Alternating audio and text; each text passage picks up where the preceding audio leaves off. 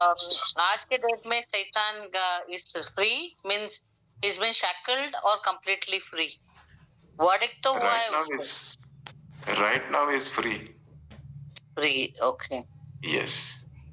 Okay but That will happen only हाँ, after the first judgment. Okay okay. But I heard अभी एक हाँ, long back में दिनकरन वो इनके पिताजी थे ना। जी जी अच्छा, DJs जी।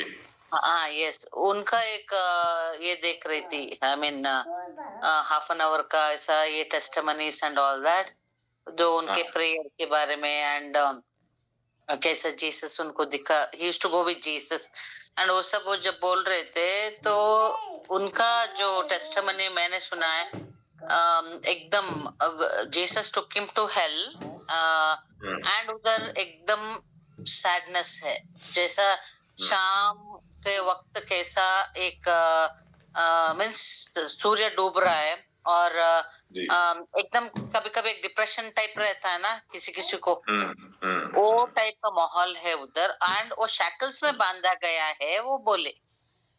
हम्म। हाँ उसका है, उसका मीन्स उसका काम चल रहा है but he is been shackled, यानी कि उसको बांध के रख दिया गया है बोल के हाथ पाय में। No, उसका भी एक it's not दिमाग like करने का सुनिए ना, पॉन्डर्ड, मैं ज्यादा ये नहीं दिमाग लड़ाने नहीं गई, आई जस्ट केप्ट एंड ऐसा जजमेंटल नहीं, No, क्योंकि that will happen only, yeah, after the first judgment, as it is mentioned in the book of Revelation. Okay So if we go by the book, then yeah, we have to wait for the first resurrection. probably God might have showed him the ahead thing which is going to happen. हाँ, probably yes. Like that. ये सब था doubt दिल में, तो आज जब आप बोल रहे थे तो आया तो फ्री है करके इतना सारा गलत काम होता है इस दुनिया में। Yes, definitely that is why he is free. His angels are free. The fallen angels are still moving around. बहुत रैकेट चलाता है वो। Anyways, our God is greater. Yes, our God is greater and He will do things. वो दुनिया खाए में because our Lord is on the throne. तो आचार्य जी उनको कब बांधा जाएगा? जी, जब हमारा फर्स्ट जजमेंट जो होगा उस वक्त होगा रिजरेक्शन। अभी जब यीशु मसीह लौटकर वापस आएंगे, जी यीशु मसीह जब लौटकर वापस आएंगे और उसके बाद जब ग्रेट व्हाइट थ्रोन का जो जजमेंट होगा, उसके बाद में उसको उस मृत्यु और नरक के साथ डाल दिया जाएगा अग्निकुंड में 1000 साल के लिए, वो वहां पर बंदी रहेगा। तो फिर ये जो संदेष्टे आने वाले हैं बोल रहे, वो कब आएंगे? संदेष्टि जो आने वाले हैं, कौन से किस संदेष्टि के बारे में बात कर रहे हैं आप? जो बोलते कि एलिया आएगा, कोई बोलते मूसा आएगा। नहीं, वो अलग काल है, वो अलग काल है। अभी प्रॉब्लम यह है कि अंत जैसे जैसे करीब आएगा, when we will enter into that in those 7 years of tribulation, 7 साल का एक काल होगा जब ट्रिबुलेशन होगा। उस ट्रिबुलेशन में 3.5 साल जो है वो थोड़े से सहनीय होंगे, पीपल कैन बेयर। ऐसा नहीं होगा कि असहनीय है, अब कुछ होता ही नहीं है। पहले 3.5 साल तो बेरेबल होंगे, लेकिन आखिर के जो 3.5 साल है वो ऐसा समय होगा जब आपके घर वाले ही, जैसे कि लिखा है वहां पे मत्ती की किताब में, कि भाई जो है वो अपने भाई के खिलाफ होगा और भाई अपने भाई को पकड़वा देगा, ये बताते हुए कि ये देखो ये मसीह है या मसीह का अनुकरण करता है, जो भी है।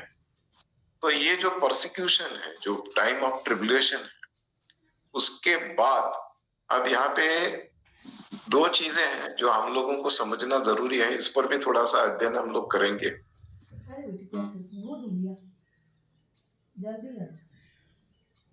ऑप्शंस निकाले हैं कि ये ट्रिब्यूलेशन का जो काल है, इस ट्रिब्यूलेशन के काल में कलीसिया होगी या नहीं होगी। तो उसमें दो तर्क है।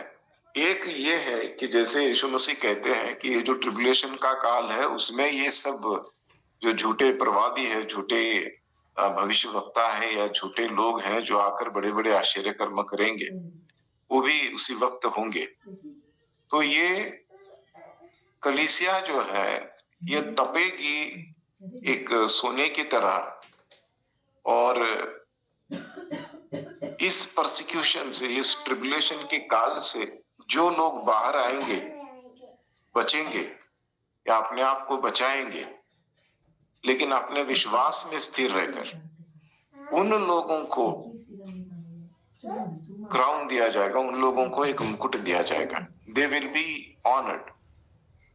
लेकिन कुछ लोग जो है इस दौरान यीशु मसीह का अनुकरण नहीं कर पाएंगे, वो लोग उसको त्याग देंगे, छोड़ देंगे और अपने पुराने रास्ते पर चल पड़ेंगे, क्योंकि उनको अपने प्राणों के बजाय अपने शरीर की चिंता ज्यादा है। जैसे खाने के लिए नहीं मिल रहा है, पीने के लिए नहीं मिल रहा है, दवाइयां नहीं मिल रही है, तो वो लोग जो है परमेश्वर को छोड़ शैतान के पास आएंगे ताकि उनकी शारीरिक चीजों की जरूरत जो है वो पूरी हो। तो ऐसे हालात में उन लोगों का जजमेंट होगा जब यीशु मसीह लौटकर आएंगे तब, क्योंकि उन्होंने परमेश्वर को त्याग दिया, छोड़ दिया। तो ये एक तर्क है। दूसरा तर्क ऐसा है कि कुछ लोगों का ऐसा मानना है, क्योंकि कलीसिया जो है वो पवित्र लोगों से बनी हुई है और पवित्र लोगों को बचाने के लिए यीशु मसीह पहले आएंगे, कलीसिया को पहले से ही उठा लिया जाएगा और ट्रिब्यूलेशन के काल में यहाँ पर केवल वो लोग बचेंगे या वो लोग पीछे रह जाएंगे जो यीशु मसीह पर भरोसा नहीं करते या किया करते थे लेकिन उन्होंने छोड़ दिया है। वो सारे लोग यहाँ पर रह जाएंगे और उस पर शैतान जो है वो इस तरह की जुल्म करेंगे या इस तरह की परिस्थितियों का सामना उन लोगों को करना पड़ेगा। लेकिन मेरा मानना ऐसा है कि कलीसिया जो है वो इस ट्रिब्यूलेशन के काल में जरूर यहाँ होंगी और इन सारी चीजों से उसे गुजरना पड़ेगा कलीसिया को, और उसके बाद ही ये जो जजमेंट है, न्याय है, वो होगा। क्योंकि अगर इतनी आसानी से हर चीज होने वाली है या होनी है, तो फिर यीशु ने जो 17वां अध्याय है यूहन्ना का, जिसमें उसने प्रार्थना की है हम लोगों के लिए, उस प्रार्थना को अगर हम लोग देखेंगे तो वो यही कहता है कि जिसे आपने मुझे दिया है उसे मेरे हाथों से कोई छीन नहीं सकता है। तो वो विश्वास दर्शा रहे हैं कलीसिया पर कि जो विश्वास के साथ कलीसिया यीशु मसीह के साथ खड़ी है या यीशु मसीह जिस कलीसिया के साथ खड़ा है उस पर कलीसिया पीठ नहीं फेरेगी, और चाहे जितनी विपरीत परिस्थितियां क्यों ना आए, यीशु मसीह के साथ कलीसिया जो है वो बनी रहेगी, विश्वासी जो है वो यीशु मसीह के साथ बने रहेंगे। तो ये दो चर्चाएं होती है, एक कॉइन है, उसके दो हिस्से हैं एक ही कॉइन के, तो दोनों को समझना जरूरी है। तो उस पर समय मिलते हम लोग जरूर थोड़ा अध्ययन करेंगे, उसमें थोड़ा डीप जाने की कोशिश करेंगे, गहराई से समझने की कोशिश करेंगे। क्योंकि ये जब रेवलेशन की किताब को पढ़ते हैं ना हम लोग, प्रकाशित वाक्य की, तो ये सारे सवाल जो है वो ज़हन में आना शुरू हो जाता है। इसीलिए प्रकाशित वाक्य की किताब में लिखा है कि जो लोग इस किताब को पढ़ेंगे उन्हें आशीष मिलेगा। तो इन सारी चीजों पर गौर करना बहुत जरूरी है, समझना जरूरी है, क्योंकि जो हमको सिखाया जाता है या हम लोगों ने सीखा होगा कहीं से शायद, उसमें कितना तथ्य है ये जानने की बहुत जरूरत है। तो केवल अंत में ऐसा होगा, केवल अंत में ऐसा नहीं होगा, या केवल ऐसे कुछ लोग आएंगे जो भरमाएंगे, भटकाएंगे, लोगों को ले जाएंगे, ये तो कलीसिया में आज भी शुरू है। 2000 के साल के इतिहास में हम लोग देखते हैं कि झूठी शिक्षा देने वाले पहले से ही कलीसिया में मौजूद थे। भरमाने का काम उन्होंने तब से जारी रखा है और आज की तारीख में भी हम लोग देखते हैं कि हो रहा है। तो ये परमेश्वर के वचन के प्रकाश में कुछ चीजों को समझना जरूरी है। तो जितना बन पड़ता है समझने की कोशिश करेंगे।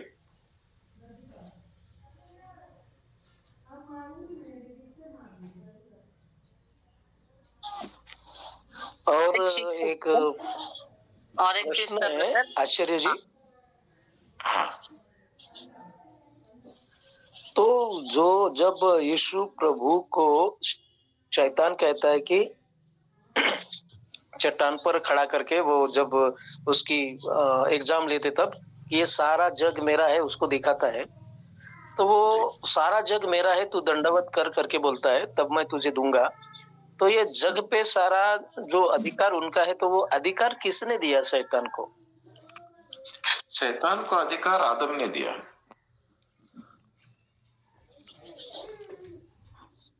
जी जी जी। जब आदम ने पहला जहाँ पे हम लोग देखते हैं कि पहली बार जब पाप इस दुनिया में आया आदम और हवा की तरफ से, तो जो अधिकार उसको सौंपा गया था वो अधिकार ऑटोमेटिकली जो है उसकी कुंजी उसके हाथ में चली गई।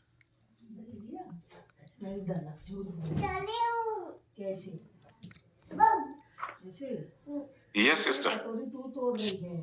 Brother, I'll tell you. Yes. When we pray और हम लोग प्रार्थना कर रहे हैं, आप कल बोले हम सब युद्ध में खड़े हैं, means we are at war, okay? तो वॉर में कैसा है, क्योंकि when we pray हम लोग हर मुद्दे के लिए God's heart burden कैरी करके जब हम प्रार्थना करते हैं, then we are supporting God in His purposes. यही मतलब है। बिकॉज मैं जब बहुत बार वर्शिप प्रार्थना करती हूँ ना, मुझे सोर्ड, बड़े बड़े सोर्ड दिखाई पड़ते, big big prayer swords. Then मैं पहला to ponder what are this swords, then I understood it's a prayer sword, यानी कि कट हो रहा है, वॉरफेयर हो रहा है हर चीज जिधर हम प्रेयर कर रहे हैं। मैं ब्रेक थ्रूज भी देखा है इन एरियाज। हम इधर बैठ के सब अमेरिकन चीजों के लिए प्रेयर कर रहे, वी डोंट नो, बट उधर वो लोग पकड़े गए हैं, those rackets have been caught up. तो आई बिलीव पर्सनली ये सब हमारे प्रार्थना, जो भी वर्ल्ड लोग, बहुत कम लोग प्रार्थना करते हैं। मैं personally when I tell people, बहुत अनवर्ल्डली लोगों को, मीन्स जो यीशु मसीह में ज्यादा नहीं है, उनको प्रेयर कर दो, कभी कभी इरिटेट होता है, प्रॉब्ली बुरे के लिए प्रार्थना करते हैं, क्या पता नहीं। मैं खुद पर्सनली देखा है, जब when we pray for this things उधर रैलम कट होते हुए देखा है। That is what when you told, it stuck to my head, we are at war. तो है हम वॉर में। Yes. See, that is what the most important thing is when we pray. See, that is how Lord Jesus has taught us. है ना, कि जैसी आपकी इच्छा स्वर्ग में पूरी होती है वैसे इस पृथ्वी पर भी हो। It means कि जैसा आपका राज्य स्वर्ग में चलता है, अधिकार आपका चलता है, वैसे इस पृथ्वी पर भी अधिकार आपका चले। That is why we need to invite him. He cannot enter into this world without our invitation. Okay, it doesn't force us. Because this world doesn't belong to him anymore. दूसरे के घर में कैसे जाएंगे? Without permission, without invitation. That is why we need to invite him into this world and ask him to intervene and to interfere in the affairs of our life and also of other people's life. तो ये invitation है, जब हम लोग प्रार्थना करते हैं, we invite him, we welcome him and we give him authority over certain things that concern us. और जब हम लोग ऐसा करते हैं, then God can operate, then God can start working. तो हमारे जीवन में प्रेयर करना बहुत जरूरी है। दिन बहुत इम्पोर्टेंट है prayer. First thing is prayer, worship and prayer. First thing is prayer. Definitely, no doubt about it.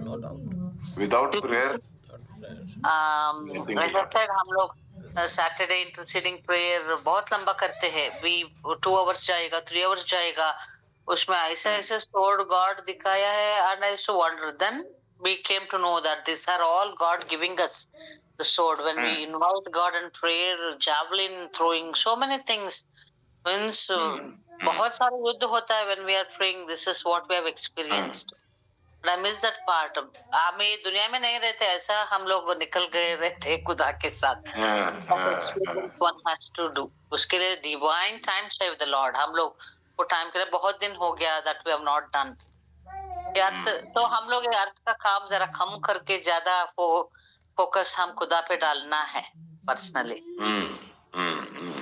हम ये धरती के इसमें फंसते हैं ज्यादातर. दैट इज हाउ एनिमी भी डालता है ना हम लोगों को. जितना